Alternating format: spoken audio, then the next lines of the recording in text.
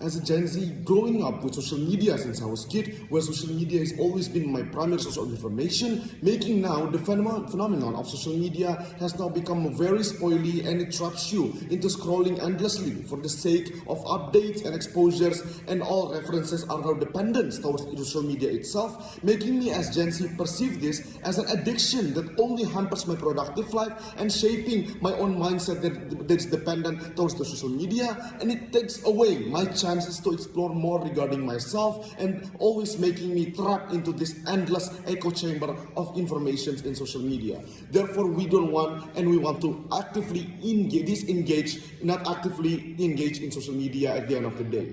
2 points of framing here. One, regarding what is the Gen Z's interest itself. They have the behavior where they want to spend most of their productive age as best as they can. It is manifested in them having a commitment in work, for example, and exploring their passions and exploring themselves and their self-identity. It is pushed by the narratives or informations that they perceive, e.g. push your limit of success at a young age, having first billions in your young age, and etc. Meaning they have the interest to maximize their personal life and develop their capability as an individual. This will be in line once they avoid engaging in social media too much or not actively engage in social media, where it only can hamper the productivity or their self-exploration at the end of the day and will only create dependence towards themselves. Therefore, we don't want to engage actively at the end of the day. Secondly, what do we mean and how does it look like when we don't want to actively engage in social media? Gen Z will only perceive social media as last priority to be accessed panels, where before,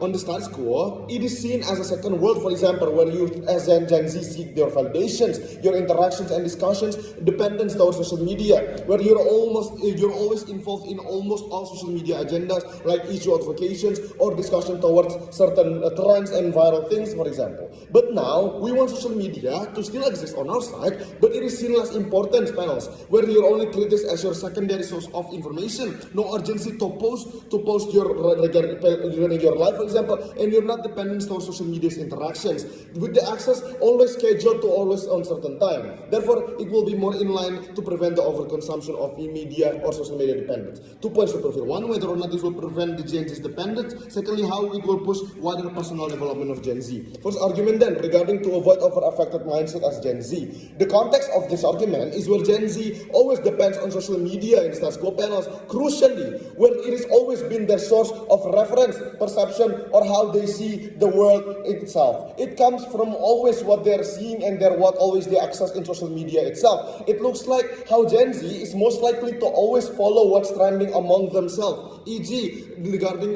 the people in social media like influencers or artists or their other friends itself that always expose their perfect life on daily basis panels.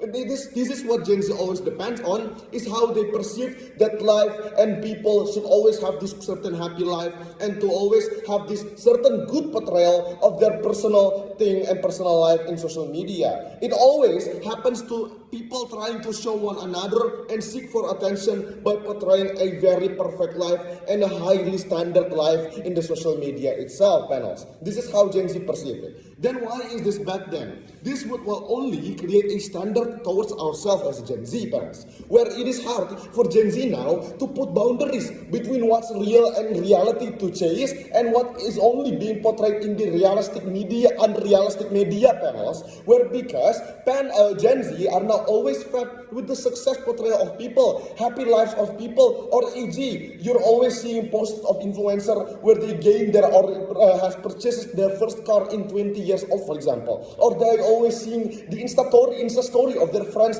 that goes healing and self-rewarding themselves panels. This is bad for Gen Z because we will only put standards towards ourselves to fulfill these expectations that's being created in the social media itself panels that comes from the social media. Because social media, this is only works because of two things. A, this is just an unrealistic standard where people only portrays their life the best and as good as they can through social media itself, and Gen Z has less awareness to realize this, and they will only see this as what they have to chase, for example, at the end of the day. And B, it is to the extent when they can also do the same or they can receive these panels, it will only impact towards their self-esteem, where Gen Z are the one that is is very prone to begin with, towards their self-esteem increase or decrease panels, because they are the one who is very aware towards the mental condition of themselves, very aware towards themselves and their self-identification. Therefore, it is hard for them to not being affected through their self-esteem once they can chase or fulfill certain standards. And it is even worse because they are the one who is very hard to withdraw themselves from the certain expectations or standard that is being created through social media. Because to begin with, this is what they grow with. This is what they have been seeing since they start their high school journey, for example, and they keep seeing people gaining achievements in their high school journey or time, for example, making them want to also receive this certain standard at the end of the day.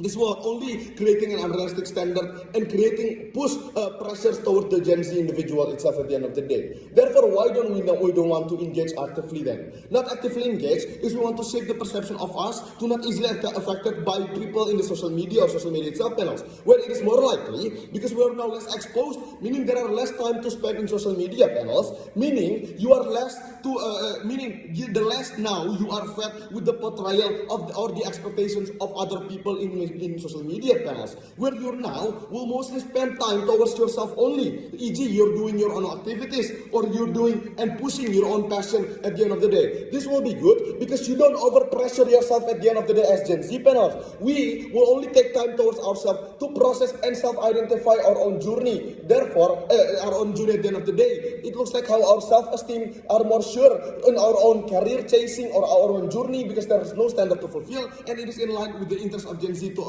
explore more towards themselves at the end of the day. Second argument then regarding dependence on social media information. The context now is where Gen Z always live and grow up towards the digitalization of information panels, where the most of ideas of the Gen Z regarding exposures, issues are seek or known through social media itself panels, e.g. where Gen Z is always follow or exposed through certain information and entertainment by regarding angle of an issue or latest artist drama is through social media, where it is always updated routinely and making people want to seek for more. Why is this bad? Social media is likely to only feed Gen Z with viral thing and circled upon what you've liked or interest in. It implies into Gen Z always gaining a narrow exposures or perspective towards certain informations, e.g. their political stance will only stagnant upon the gimmick that is being glorified or viralized in TikTok, for example, or the perception of an issue is always they perceive, e.g. like crimes or social issues like Papua or Tapera, the latest one, is only contingent upon what they are seeing and being exposed through Instagram or TikTok. This is to the extent where Gen Z's perception is only controlled by social media itself, where there are no less to no urgency for Gen Z to cater towards more information towards this issue and towards